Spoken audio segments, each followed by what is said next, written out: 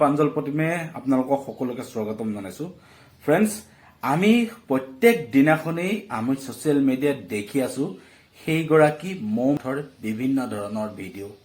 তেওঁক ধৰ্ষণ কৰা হ'ল আৰু তেওঁক হত্যা কৰা হ'ল। যিজন কালপিতে তেওঁক ডিঙি চেপি হত্যা কৰিছে আৰু তেওঁৰ লগত থকা বিভিন্নজনক ইতিমধ্যে আৰক্ষীয়ে এৰেষ্ট কৰিছে আৰু তেওঁৰ লগৰ বান্ধৱীগৰাকীকো আৰক্ষীয়ে ইতিমধ্যে নিজৰ কব্জাত নিছে।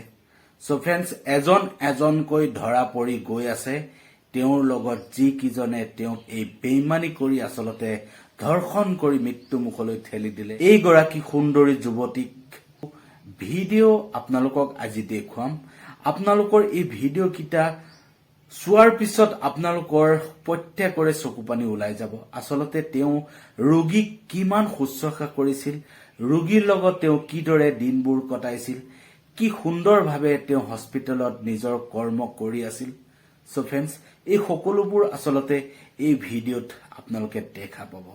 আশা কৰিম গোটেই ভিডিঅ'টো একেবাৰে শেষলৈকে চাব আৰু যিমান পাৰে আপোনালোকে এই ভিডিঅ'টো শ্বেয়াৰ কৰি দিব।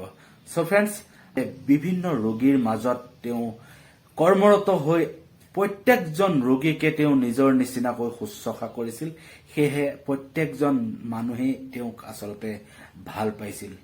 কিন্তু নাজানো এইকেইজন কালপিতে কিয় এইথক আজি যিমান কষ্ট দি তেওঁলোকে মাৰিছে বা হত্যা কৰিছে, এওঁলোককো এনেকুৱা শাস্তি দিয়ক যাতে এওঁলোকেও তেওঁৰ দৰেই কষ্ট পাই মৃত্যুক আঁকোৱালি ল'ব লগা হয়। সো ফ্ৰেণ্ডছ, বেছি কথা কৈ নাথাকো। বেছি কথা ক'লে আপোনালোকৰো বেয়া লাগে। গতিকে আহক ভিডিঅ'টো চাওক আৰু যিমান